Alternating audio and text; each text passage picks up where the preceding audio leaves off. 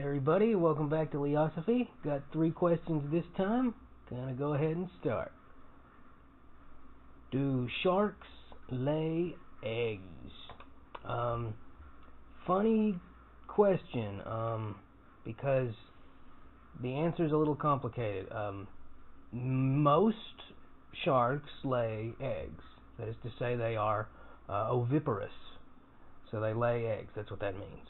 And a shark egg is a really unusual looking thing. Actually, there's a variety of different shapes and forms that they come in. They're called mermaid's purses, and they're super neat, and I highly recommend that you look up several of them because they are neat. That being said, other sharks are oviviparous, which means that they have eggs internally, but those eggs hatch, and then they're born live. So oviparous means they lay eggs. Oviviparous means they lay eggs and then they promptly give birth to live young, which hatches from the egg. So it's not a case where they have like a placenta or anything, but live birth is given. Some other animals do that. I know there's some snakes that do that. They're oviviparous. There's even some insects that do, like aphids. But so that's interesting. And then I think, I can't remember 100% sure if this is true, but I think that there are actually some sharks that are viviparous, which means that the fetuses or embryos, whatever, they develop independently of an egg. And so they're giving birth to live young the way mammals are. Now, I might be wrong on that. I might be mistaking some oviviparous shark species for a viviparous species, and maybe there aren't any. But those are the 3 different means by which animals birth young and or produce young, and sharks at least cover 2 of those different methods. So yeah, short answer yes, long answer some of them do, some of them don't. Let's see. Question 2. Are teas different plants? I picked a good time to drink tea and make a video. This is the first time I've ever drank tea and made a video. Yes, if you're properly using the word tea. Okay, so there's another word called tisane. Sometimes it's also called infusion, although I think infusion sounds kind of pretentious, but whatever. And that just means a plant or substance that's been steeped in hot water, and the compounds that make that plant delicious or medicinal, depending, are absorbed into the water, dissolved into the water, and then you drink it. That's called a tisane or an infusion. Tea really means it comes from the Camellia sinensis plant. And as somebody who's like super into tea, it does annoy me when people misuse the term. I know it's pretentious, it's snobby, but when somebody says chamomile tea, I'm like, it's not, because it's not Camellia sinensis. It's a tisane. It's not tea. Tea comes from Camellia sinensis. Now, white tea, black tea, oolong, pu'er, green, those are all from the Camellia sinensis plant. They come from the tea plant. And the reason why I'm being like severe about that is, imagine, for example, okay, chicken is the most popular meat in America. Imagine one day you went into a restaurant and you ordered chicken, and they asked you, you want the kind that clucks or the kind that swims or the kind that goes moo? That would be ridiculous, right? Well, imagine if chicken just sort of became shorthand term for meat. It would be very annoying and confusing. Well, that's why I'm annoyed when people say chamomile tea, because it's not. Tea was such a popular tisane.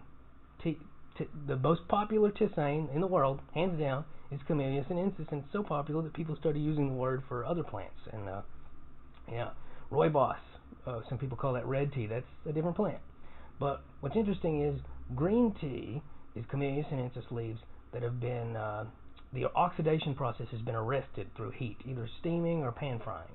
And when I say frying, I actually mean not using oil. I don't even know why they use the term pan frying, actually, now I'm thinking about it. It should be something else. But anyway, they arrest that oxidation process.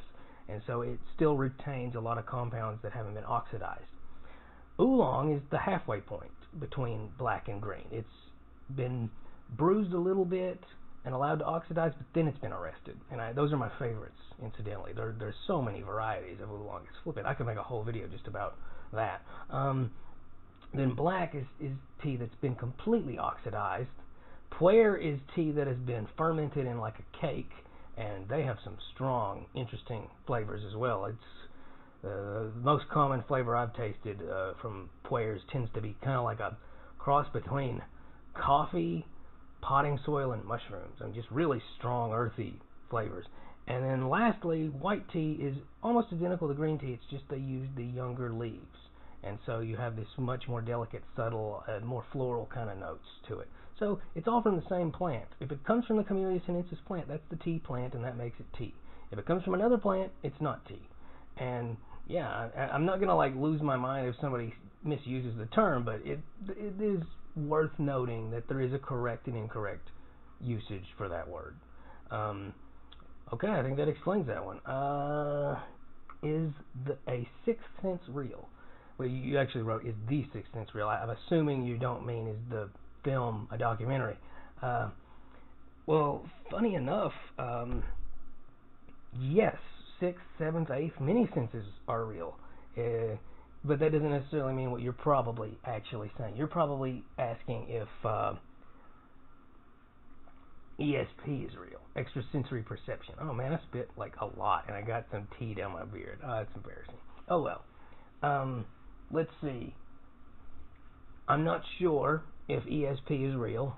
I'm very skeptical as to whether or not it's real. That being said, I've seen plenty of documented cases where some stuff's been kind of unexplainable. That being said, there's no absolute concrete proof that such a thing exists and that it's not actually just normal sensory perception that's sort of adding up and people are coming to conclusions that are correct, and they don't know how they came to those conclusions, but it's really just their other senses have sort of added up and given them insight as to what the real answer is. That being said, there are multiple senses. It's actually a really gross simplification that you have 5 senses. That's where I was going with the 6, 7, 8. We have sight, we have smell, we have hearing, we have touch, we have taste, we have, I think that did all 5, right? But there are actually other senses that we don't think about because, it's a little more complicated to explain. And most of them sort of we would just call touch, even though that's not really what they are. For example, you have a sense of temperature. That's not really touch, but you have a pretty good way of gauging what your environment is, whether something's too hot, too cold, just right, Goldilocks kind of stuff. And also on top of that, you have a sense of balance. And that has nothing to do with your skin, which is normally what people think of when they think of touch. That's because you have little stones in your ear in a gel matrix, and those little stones are called statoliths. And it's actually, I have to bring this up every time I talk about statoliths to somebody. It's the same thing that allows ivies, like watermelon vines, to grow. Like a vine, it's growing up and then it bends in a certain direction. It's doing that because statoliths in the cells. Well, that's what we use for balance. That's how we determine if those stones move it to a certain degree or another, we feel off balance. That's actually what vertigo is when those stones are moving around when they shouldn't be, when we're level. And you even see this when you're asleep at night. You'll be laying, you're drifting off, and then like all of a sudden you'll just spasm. Everybody's seen that. It's very embarrassing at slumber parties. And that's because what's happening is you're starting to drift to sleep, and those statoliths have moved because you're lying supine, and your brain's like, oh, we're falling, and you try to catch yourself. That's what causes that. So that balance, temperature, you have a sense of time. Everybody, and that's very subjective. Time is sort of relative, but people feel the passage of time as it moves. And sometimes, you can get really good at it. Like me, for example, I steep my tea at 3 minutes. I keep a timer just in case, but I'm pretty good at just immediately, it's time. So you have a sense of time. Sense of balance, sense of temperature, sense of time, sense of pressure. There's actually 2 ways of sensing pressure, and pickpockets rely on that. Because there's a primary sense of pressure when you initially feel something, and then there's a secondary sense of pressure for when something's like pressed against you for a long period of time. And as such, you can get acclimated to something that's pressed against you for a long time, like say your wallet. And so if somebody's able to sort of counterbalance that with their hand, they can remove said wallet without you even noting. Pressure, pain might qualify in some respects as touch, but it's often regarded nociception, which I've talked about at length regarding arthropods. That's a sense all its own in some contexts. So, bottom line, senses aren't very cut and dry. And you don't just have 5. And to answer your question probably more honestly with regard to what you really meant, I'm assuming there's no absolute certainty whether an extrasensory perception exists, but there's evidence that suggests it, but there's also an overwhelming amount of evidence that says that it's just woo-woo. So, hope that answers everything. Also, I remind everybody, actually tell everybody for the first time, I'm on a podcast called The 13th Floor, so look for it on, let's see, Spotify, Podbean, that's where it currently is. It's going to be on Spotify soon, iTunes soon, somewhere else probably. Just look for The 13th Floor. It's got like a red staircase and the number 13 on it as the logo. Alright, thanks everybody. Bye.